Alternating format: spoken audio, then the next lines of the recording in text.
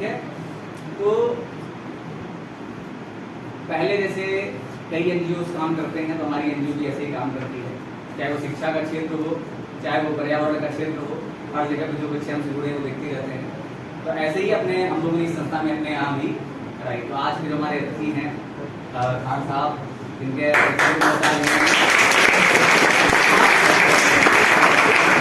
आप लोगों का सहभागिता प्राप्त होती रहती है।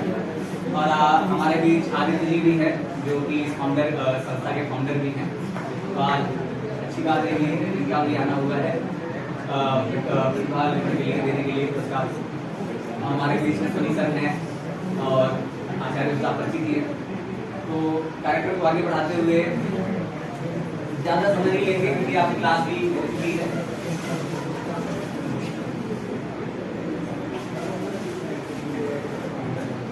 मैं सोनी सर से आग्रह करूंगा कि आप खान साहब को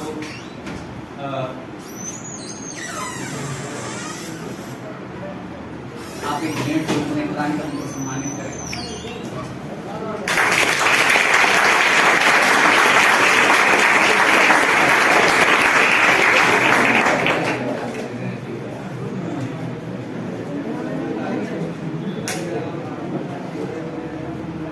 अगले सम्मान के अवसर में जो ये प्रतियोगिता संपन्न हुई, उसमें हमारे सहभागिता रहे अश्विनी सर और विकास सर, तो उनको भी मैं चाहूँगा कि आदित्य जी आप हमारे आचार्य जी को पुरस्कार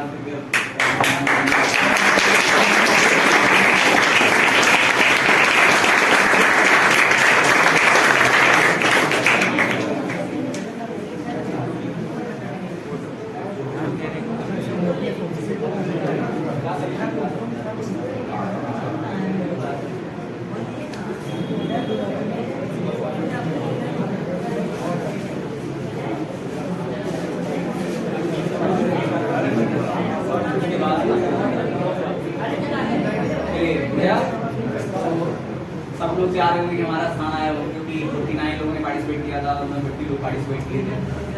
उसमें क्लास 8 और 9 में तो बहुत आसानी से कर लिया गया फर्स्ट सेकंड थर्ड के लिए, लेकिन 10th to 12th में कई बच्चे एक ही पोजीशन पे लाई कर गए हैं। तो ये ऑब्जेक्टिव पेपर था, तो उसमें कई बच्चों के सेम मार्क्स ही आए हैं। ठीक है, तो पहले मैं अपने 8, 9 के बच्चों को बुलाना चाहूँगा जिनके स्थान आए हैं। ऐसा नहीं है जिनके स्थान नहीं आए उन्होंने अच्छा नहीं किया था, किसी भी प्रतियोगिता में प्रतिभाग करना ही बहुत बड़ी बात होती है। मैं कई बार क्लास में आपको बताता हूँ, कॉम्पिटिशन में पार्टिसिपेट करना ही सबसे पहली चीज आपकी वही हो जाती है कि आपने किसी कॉम्पिटिशन में पार्टिसिपेट किया। ठीक है, उसके बाद स्थान की बात अलग होती है कि आपने स्थान लाया। तो पहली प्रक्रिया ये होती है सीखने की। कोई भी कॉम्पिटिशन आप आगे भविष्य में देंगे, जीके आपका जो है यही नहीं, आने वाले जितने भी कॉम्पिटिटिव एग्जाम्स हैं, मैं हमेशा क्लास में मजाक में कहता भी रहता हूँ कि चपरासी से लेके IAS के एग्जाम में आपको जीके पूछी जाती है।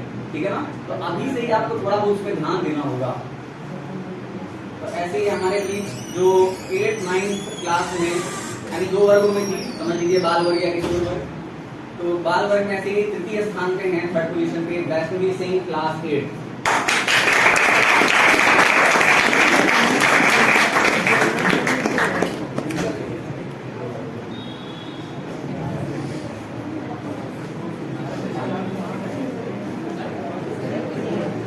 मैं खान साहब से आग्रह करूंगा कि बच्ची को मेडल पहना के उसका उत्साह वर्धन करें।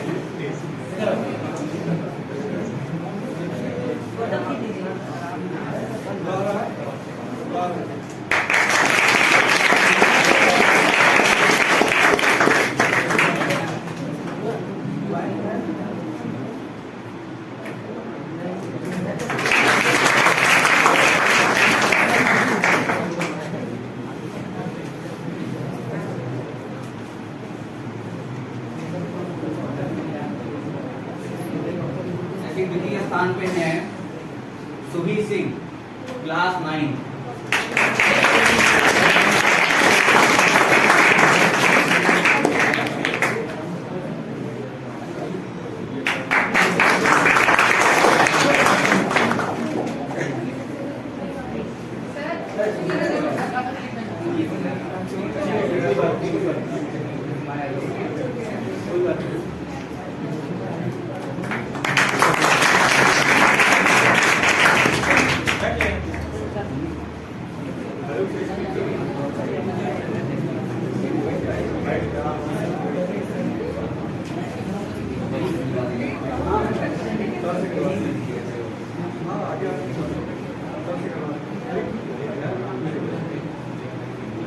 प्रथम स्थान पे हैं क्लास 9th में, ठीक है।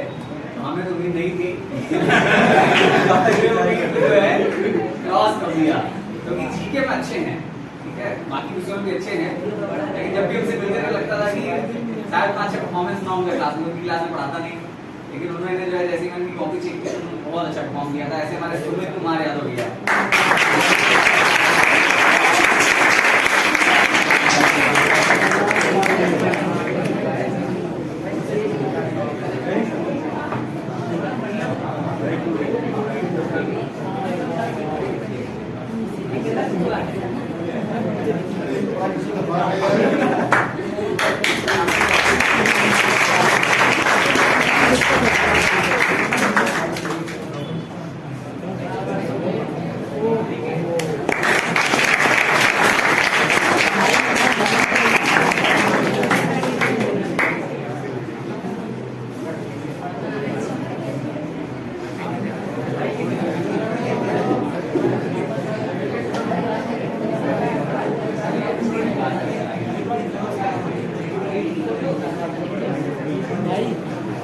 विकास शर्मा आए हैं, तो सहभागिता ग्रुप में हमारे साथ विकास सर लगे रहे पहले दिन से, जब से हमने अनाउंस की थी, तो विकास सर से आग्रह है कि आ जाए यहाँ पे मंच पे।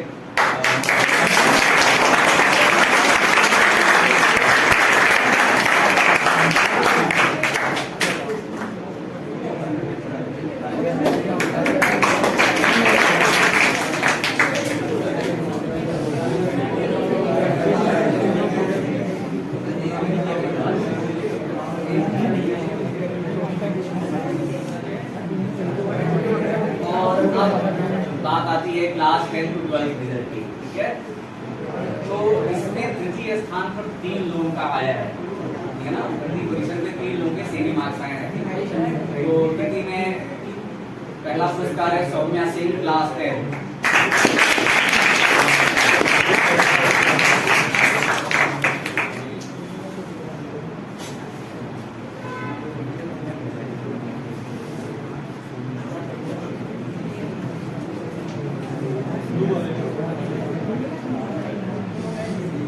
आदित्य से आग्रह है कि आदित्य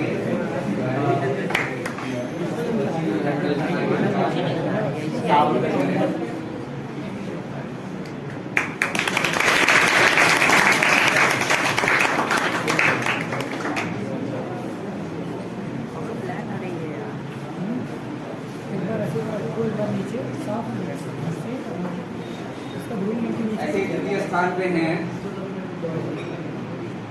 प्रियांशु श्रीवास्तव, क्लास 12।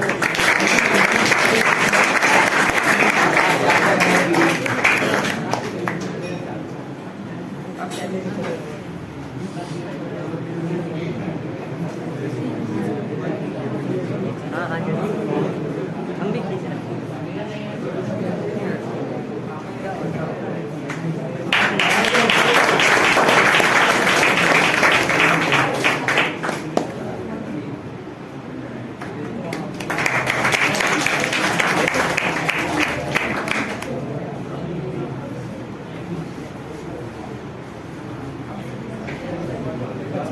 तृतीय स्थान पे एक और क्लास 12 की पलक सिंह, और आज नहीं आई है वो, ठीक है, उनका कल हो जाएगा। ताली बजा दीजिए उनके लिए। और प्रथम स्थान पे है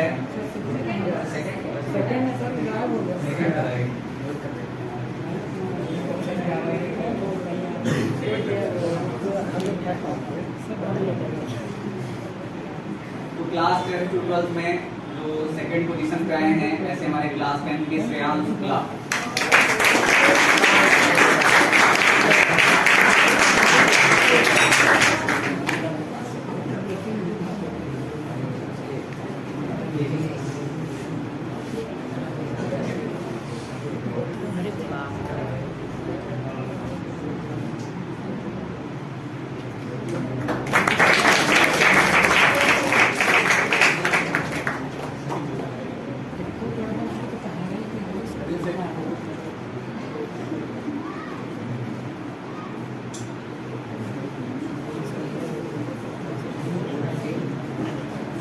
और अंतिम रिजल्ट की जो है क्लास 10 to 12 में प्रथम स्थान पे हैं बता सकता है क्या कोई स्वतंत्र स्थान किसका आया होगा?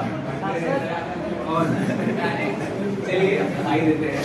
तो ऐसे ही क्लास 11 की आर्या सिंह।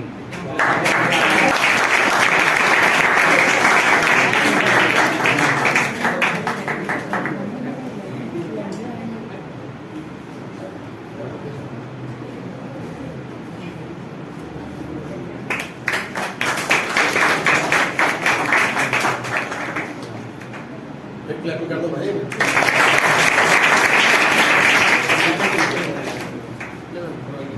इससे से कटकना अरे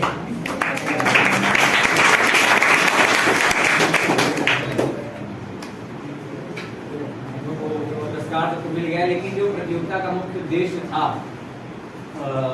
इसके लिए मैं आग्रह करूंगा अपने अतिथि से कि आप उनका तो ढेर प्राप्त होता ही रहता है आप लोगों के बीच में। जो लोग इस साल आए होंगे तो 15 अगस्त को 26 जनवरी हो, खान साहब हमारे घर रहते ही हैं। मैं खान साहब से आग्रह करूँगा कि हमारे बच्चों को कुछ अपना बात दे दें आगे की अपने लक्ष्य की ओर कैसे बढ़े, क्या करें।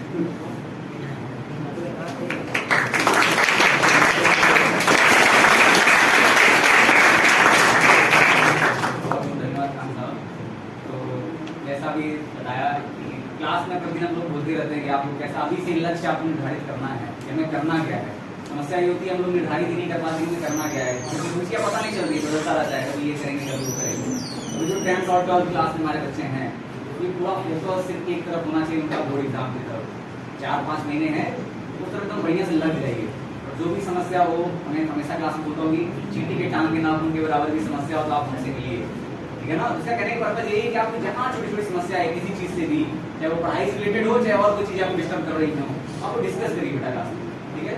तो जो कि आपको जिस संस्था द्वारा कराया गया आजाद सेवा संस्था सर्टिफिकेट में देखी रहेंगे लिखा होगा आपके, ये संस्था हम लोगों ने जब हम लोग ज्वाला दिन पढ़ते थे क्लास 11 में, मैं और आदित्य जी हमारे हैं, तो आदित्य जी की सोच थी कि हम लोग समाज में काम करें, क्योंकि हम लोग देखते होंगे कि हम लोग यहाँ पढ़ाई कर रहे हैं, आप लोग यहाँ पढ़ाई कर रहे हैं, लेकिन कुछ छात्र ऐसे हैं, आप चले जाइए सब्जी मंडी साइड चले जाइए और किसी साइड चले जाइए तो बच्चों को शिक्षा नहीं प्राप्त हो रही है।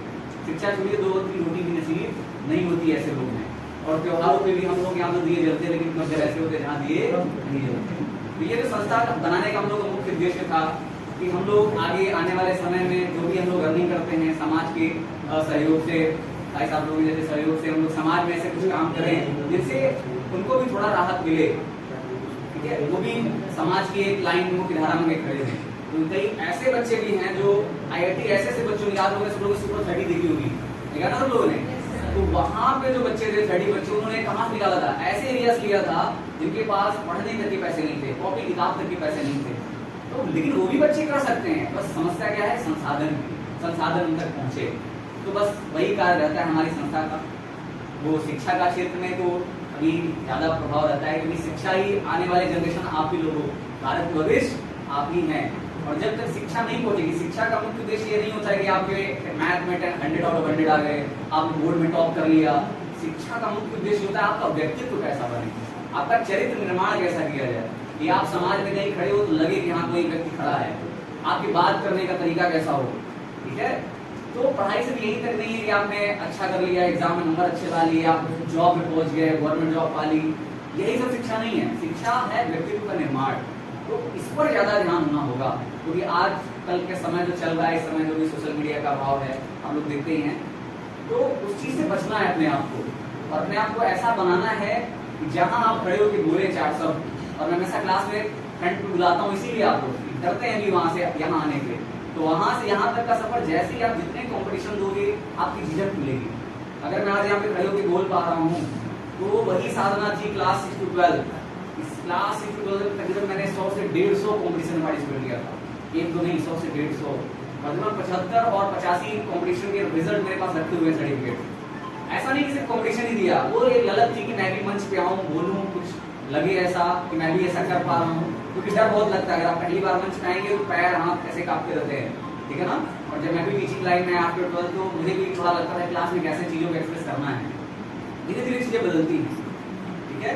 बाकी क्लास से बातें हम लोग क्लास में समझाते रहते हैं, तो ज़्यादा समय लेते मैं आदित्य जी से आग्रह करूँगा कि आप भी थोड़ा हमारे बच्चों को बताएं कि हम लोगों ने कैसे संस्था बनाई, क्या कार्य है और कैसे हम लोग कार्य कर रहे हैं बच्चों के बीच में। हमको बुलाने के लिए बहुत शुक्रिया। बेटा हमारे जो प्राइस देते हैं इंस्पिरेशन ऐसा नहीं, एक तरह से समझ लो हम पुलिस बोलते हैं, जो फर्स्ट आया उस सवाल में मुझे इसकी मैं बोलता है या मुझे बोलता इसी इंस्पिरेशन के लिए ये लोग इंस्पायर करते हैं, चलाने की कोशिश करते हैं, रिक्शा वो पॉजिटिव। अगर सोच लिया कि हम भी कर रहे हैं तो इसीलिए ये लोग जितनी मेहनत कर रहे हैं या बताना चाह रहे हैं सबको कि बेटा आप भी कर सकते हो और लोग करते हैं। अभी सब अभी कौन रहा था या IT करके और कितने के पैसे छोड़ के नौकरी करके आए, अभी IAS निकाला तो वो कहीं से उम्र में इंस्पायर नहीं करेगा, ये 22 लाख रुपये पैसे छोड़ के आए। तो इसमें से आप जान लो 2-3 चीज़ें 24 घंटे सबके पास है, अच्छे से 8 घंटे सभी सोचते हैं। अब कौन अच्छा सोचता है, कौन सही सोचता है, कौन बुरा सोचता है, ये अगर आप अच्छा सोचते हैं तो अच्छी टूट जाएगी, तो सोचना नहीं टूट जाएगी। और ये सबसे ज़्यादा जजमेंट करने वाला ना टीचर है ना हम है कि हम गलत करते हैं, ये हमको एडवाइस करता है हम गलत कर रहे हैं, लेकिन हमारी इच्छाएँ प्रबल होती हैं, लालच होता है तो गलत करते हैं। सिर्फ इसकी बात मान लीजिए 2-4-5 साल फिर आपको स्टाफ डेवलप हो जाएगी, दिल की बात मानी, जो दिल सही करता उसको जरूर खूब कोशिश करिए। सर ने सब बुलाए हैं, आते हैं आप लोग से पर्पज से का मकसद रखा है। आपने देखा होगा ये आप लोग बैठे रहते हैं, खड़े होकर बाहर देखा होगा आपने, फिर कल्पना किया, सोचा आपने कि मैं तो बैठ के पढ़ता हूँ, सर इतनी मेहनत करते हैं और पढ़ाने के लिए पढ़ के आते हैं, लेकिन फिर से रहते नहीं, पढ़ाने के आते हैं सोचते हैं मैं कैसे बताऊँ मेरा बच्चा जान जाए, तो उसको सपोर्ट आप लोग भी कर दीजिए, कुछ नहीं करती आप लोग कर दीजिए। आपके नाम से इनका नाम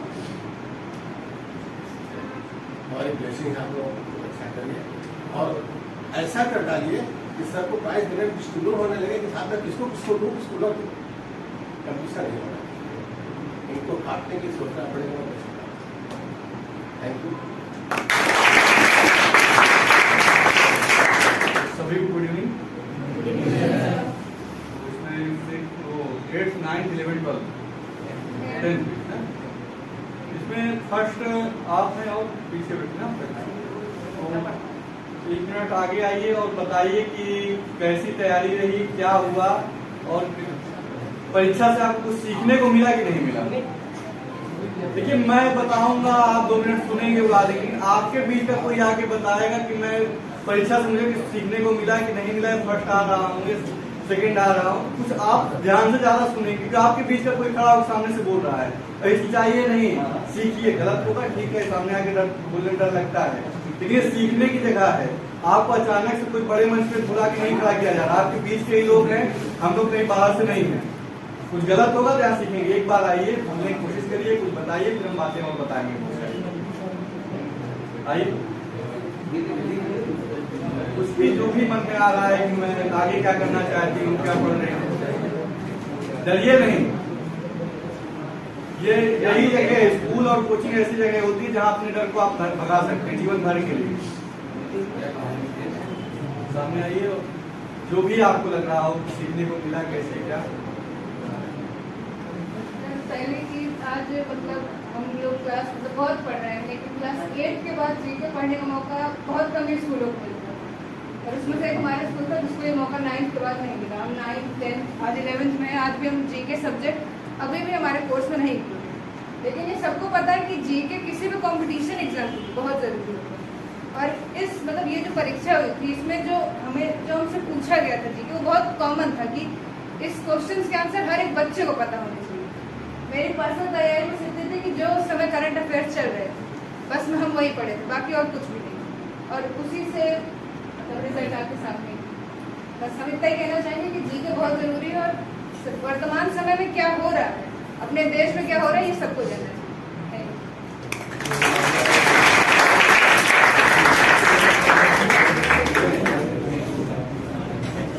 मैं 8th और 9th में जीके 8th और 7th में जीके पढ़ाई था, बट मैं जीके एग्जाम के 2 दिन पहले जब सर ने बताया था तो मैं यूट्यूब से पढ़ लिया था थोड़ा सा बस।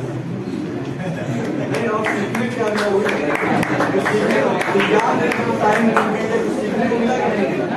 हाँ मिला तो है क्या, और मुझे जो क्वेश्चन नहीं आ रहा था भैया बैठे उनसे पूछ लिया।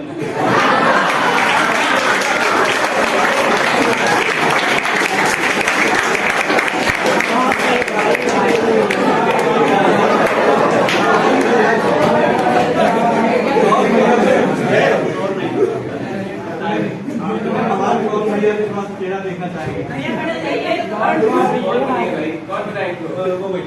तो भैया अपना भी दिए, भैया अपना भी दिए थे, अपना भी दिए थे आप परीक्षा की नहीं? नहीं सिर्फ 3 क्वेश्चन पूछा था मुझे याद है। नहीं, बिल्कुल 3 क्वेश्चन, लेकिन ये सीखने की जगह में जहाँ भी हो अभी तो ठीक है, लेकिन जहाँ आपको बहुत सीखने को मिल रहा है, आप कहीं कॉम्पिटिटिव एग्जाम में बैठे, नौकरी मिले, वहाँ अगर पता से मौका मिला बिल्कुल आप पूछिए, लेकिन जहाँ आपको सीखने को कहीं भी मिल रहा है, स्कूल में, कोचिंग में, वहाँ आप ऐसी अपॉर्चुनिटी को थोड़ा सा किनारे करिए, क्योंकि सीखने की जगह है। यहाँ प्राइज पा रहे हैं नहीं पा रहे बहुत छोटी चीज है, लेकिन फ्यूचर आपका डिपेंड करता है बड़े एग्जामों पे। नहीं ठीक है, कोई आप अपने ऊपर नहीं लिए, सबके साथ होता है, मौका मिलता है, कोई छोड़ता नहीं है, ठीक। आप पर्सनल अपने ऊपर नहीं लिए, मुझको कह रहे हैं, हम सबके लिए कॉमन बात कह रहे हैं कि जहाँ अगर सीखने के उद्देश्य से आप रहते हैं वहाँ दूसरे का सहारा बिल्कुल नहीं चाहिए। क्या जरूरी क्या बगल वाला आपको सही बता रहा है, कंपटीशन तो वो भी दे रहा है, वो आपको 2 क्वेश्चन गलत करा के आपसे आगे एक ही नंबर पे 3 बच्चे हैं कि 3rd पोजीशन पे, इसमें तो वो 1 नंबर पे था, जहाँ माइनस मार्किंग होती है वहाँ पॉइंट पे सिलेक्शन होता है। आपके सर है कुछ पॉइंट नंबर से गेट से अनक्वालिफाई है कि नहीं है, बताइए नहीं आपको क्लास में। एक मेरे राजतिलक जी हमारे संस्था के सेक्रेटरी हैं, कुछ पॉइंट से वो SSC GD से बाहर हैं, तो हम लोग सारी टीम मेरी जो है कुछ पॉइंट से कहीं कहीं लोग रह जा रहे हैं। तो ये पॉइंट तब समझ में आता है जब बगल का नकल कराना है, बगल का एक क्वेश्चन गलत हुआ तब समझ में आता है, जब पॉइंट से आप कहीं छटते हैं किसी नौकरी में, किसी के इंटरव्यू में, तब लगता है कि शायद बगल वाले ने क्वेश्चन गलत बता दिया क्या। मैं अपने ऊपर कॉन्फिडेंट, स्कूल में आपने एक्सपीरियंस किया होगा, जब क्लासमेट से पूछते हैं तो जानबूझ को आप गलत आंसर बताते हैं कि कहीं एक नंबर ज्यादा ना हो जाए, बताते ही नहीं बताते हैं। तो बगल वाले पे ट्रस्ट हमेशा नहीं करना चाहिए, ठीक है। और देखिए बैठ जाइए, बैठिए। देखिए बहन ने कहा कि देश में हमारे क्या हो रहा है आसपास हमें जानना चाहिए, तो ये अति आवश्यक है कि हमारे आसपास समाज में क्या चल रहा है बिल्कुल जानना चाहिए। सिर्फ किताबों में आप किताब में फिजिक्स केमिस्ट्री मैथ में जिंदगी बिता देंगे तो शायद आप पैसे कमा सकते हैं, कहीं सिलेक्शन हो सकता है, लेकिन आप अच्छा जीवन व्यतीत करेंगे इसकी गारंटी नहीं है। आज एक से एक बड़े IAS ऑफिसर सुसाइड कर रहे हैं, एक से एक संपन्न व्यक्ति सुसाइड क्यों कर रहा है, क्योंकि उसको जो मेंटल लेवल है वो केवल पढ़ाई से और सिलेक्शन तक शायद उसका सीमित था, वो सोशल लाइफ भी थोड़ा बहुत अगर होता, समाज के दबावों को, जीवन में परिस्थितियों को झेला होता, तो आज की स्थिति में न पहुंचता है कि वो अपने आप के जीवन लीला को किसी एक बात पर समाप्त करने पे आ गए। कई दुर्घटनाएं आपने सुनी होंगी, किसी विशेष का नाम लेना उचित नहीं, उदाहरण तो बहुत सारे हैं। ऐसे ऐसे व्यक्ति ने सुसाइड किया है जो इतना फेमस है कि वर्ल्ड लेवल पे फेमस है। बात कहाँ आ जा रही है, सुसाइड पे। आज यूथ के अंदर क्या हो रहा है, थोड़ी सी घर में किसी ने डांट दिया, किसी ने कुछ कह दिया, इतना मेंटली डिस्टर्ब हो जाएंगे, हफ्ते भर खाना नहीं खाएंगे, किसी से बात नहीं, क्या कहीं सिलेक्शन 2 नंबर से नहीं। आप उस लायक बनिए, शायद 2 नंबर से कहीं सिलेक्शन नहीं हुआ है, अगला कहीं आपके लिए अच्छी अपॉर्चुनिटी हो। इसमें किसी ने APJ अब्दुल कलाम जी को पढ़ा है, किसी ने पढ़ा है, विंग्स ऑफ फायर किसने पढ़ी है? संडे को है, किसी ने समय निकाल के विकिपीडिया पे पूरा है, या तो PDF आप डाउनलोड कर लीजिए, विंग्स ऑफ फायर, या तो ऑडियो बुक है यूट्यूब पे, गुलजार साहब की आवाज बहुत अच्छी है, 1.5 घंटे लगभग 1.5-2 घंटे की है। आप सबसे आग्रह करूंगा विंग्स ऑफ फायर आप लोग एक बार जरूर सुनिए, उनकी जीवन की परिस्थितियां क्या थी। हाँ, APJ अब्दुल कलाम क्या परिस्थितियां थी, किन परिस्थितियों में उन्होंने पढ़ाई किया, किन परिस्थितियों में वो एक रामेश्वरम से लेकर राष्ट्रपति भवन तक पहुंचे। एक धनुषकोडी के छोटे से गांव में, रामेश्वरम तमिलनाडु में, वहां से लेकर राष्ट्रपति भवन तक का सफर उनके जीवन का अंतिम क्षण भी देश को समर्पित था। जिस समय उनकी जीवन लीला समाप्त हुई वो भी उस समय भी वो बच्चों के बीच में ही थे।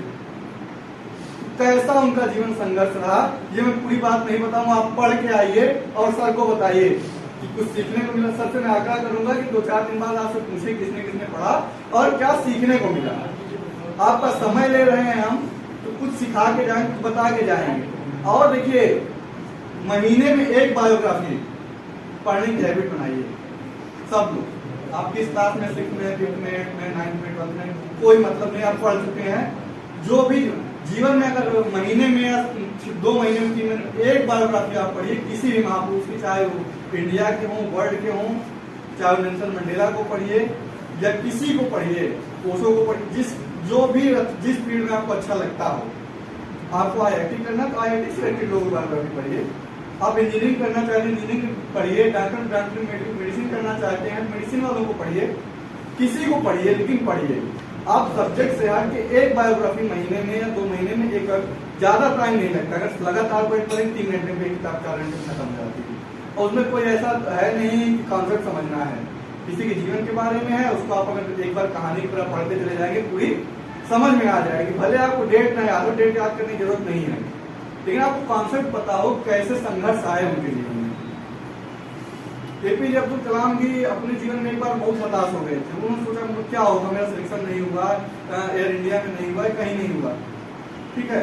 लेकिन अगर शायद वहाँ सिलेक्शन हो गया, 8 लोगों का सिलेक्शन होना था, ये 9वें थे, अगर 8 का सिलेक्शन हो गया हो, 8 मिनट का सिलेक्शन हो जाता, शायद हम देश में इतना अच्छा इंजीनियर, परमाणु परीक्षण, इतनी टेक्नोलॉजी, इतनी मिसाइलें शायद हम ना पाते। ये मानते हैं नहीं आप?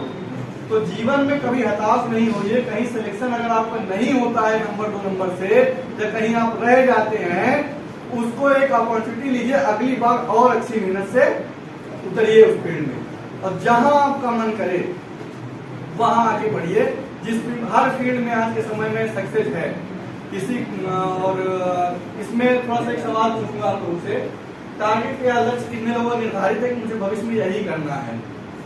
आप एक बार किसका फिक्स है, एकदम फिक्स है कि मुझे पापा मम्मी को मैंने बता दिया है, सर से भी डिस्कस कर लिया है, मुझे इंजीनियर बनना है तो इंजीनियर बनना है, डॉक्टर बनना है तो डॉक्टर बनना है, या एक्टर बनना है, जो भी बनना है, केवल सोशल वर्क करना है, सोशल वर्क ही करना है। आप लोग एक तरह से स्कूल के हायर क्लास में हैं, प्राइमरी पर, ये क्या मतलब आप लक्ष्य निर्धारित क्यों नहीं है? आपने कभी सोचा नहीं मुझे क्या करना है भविष्य में? करना है सर, इंजीनियरिंग करना है। इंजीनियरिंग के लिए आप किस बार 11th में है, 12th में है, तो इंजीनियरिंग का एंट्रेंस कब है? क्या सर? एंट्रेंस कब होगा इंजीनियरिंग का? अभी 12th के बाद ही हुआ। तो कितने महीने बचे हैं? 5-6 महीने बचे। सिलेबस आपने रिलाइज किया? नहीं, वो बहुत लेट है आप ये चीज जान रहे हैं। इंजीनियरिंग का एंट्रेंस देने वाले बच्चे 8th 9th क्लास से कोटा में बैठे हुए हैं, उनके साथ आपको बैठना था। आप क्यों लेट कर रहे हैं? मेडिकल लीड जिसको देना है, आप क्यों लेट करते हैं? आप कल पे क्यों टालते हैं किसी चीज को? कितने लोग इसमें आज मन नहीं कर रहा, आज प्लान सुबह हमको 6 बजे उठना है, 6 से 7 पढ़ना है, स्कूल जाना, तैयार होना है, आना है, फिर 1 घंटे रेस्ट करना है, फिर 3 घंटे पढ़ना है, 3 घंटे कोचिंग जाना है। लेकिन फॉलो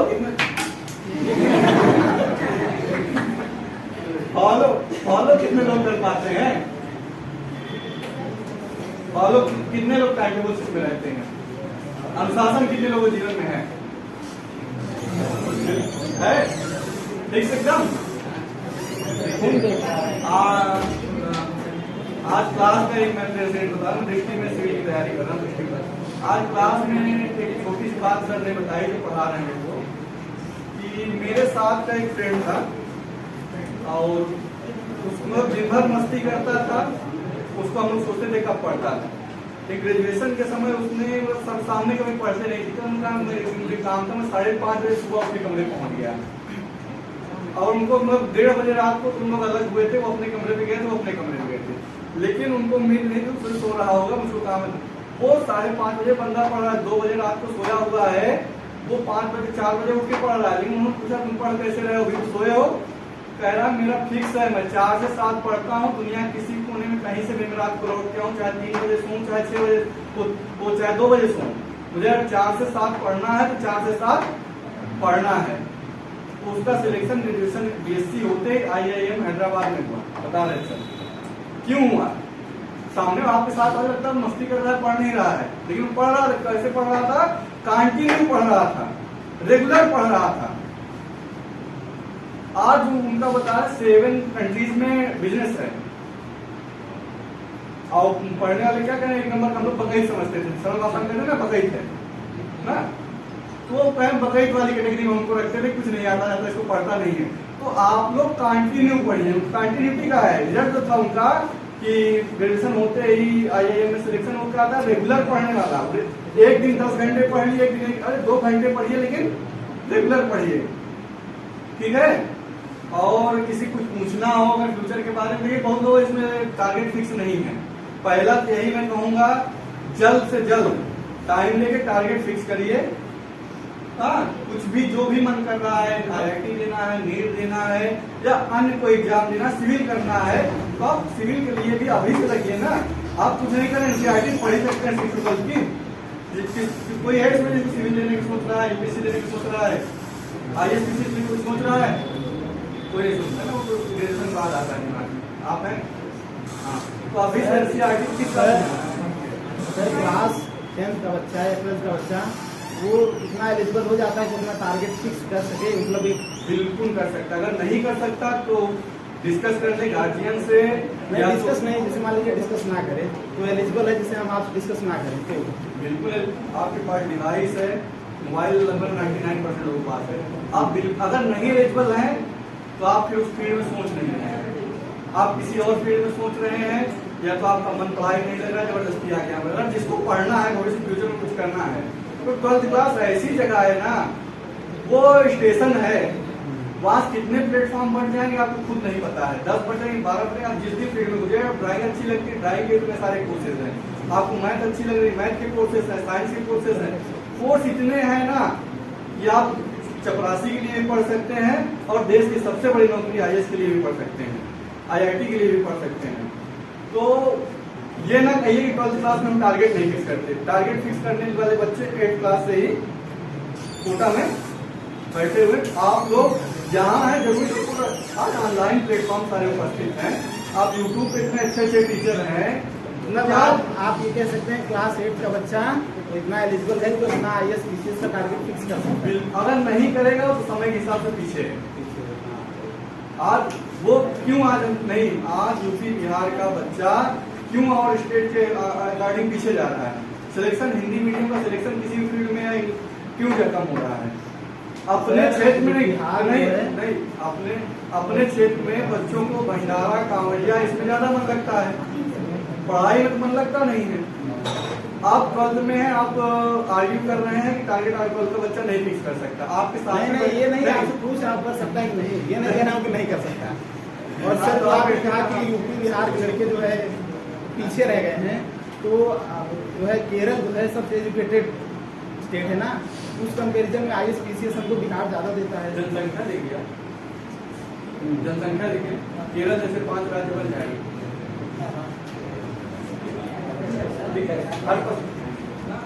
टाइम हो गया है आप लोगों का, बहुत सारे सवाल हैं, कुछ सब बताते होंगे हमेशा। और देखिए, सबसे पहला टारगेट फिक्स करिए, जिसको अगर कुछ करना है भविष्य में, जल्द से जल्द टारगेट फिक्स करिए, उसके सिलेबस के अकॉर्डिंग काम करना शुरू करिए। 1 घंटे आधे घंटे डेली निकालिए सिलेबस के अकॉर्डिंग, ठीक है? जो भी है, जो भी करना है। देखिए, आप इंटर की पढ़ाई, हाई स्कूल पढ़ाई थोड़ा सा कम करेंगे तब भी नंबर अच्छे आ जाते हैं।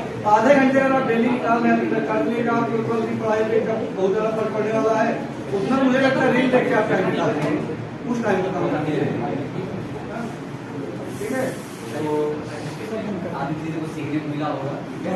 और आज इस समय हमारे दृष्टि में यूपीएससी क्वेश्चन कर रहे हैं, ठीक है? इस साल में एडमिशन लिया, अभी इसका टारगेट 12 से फिक्स था।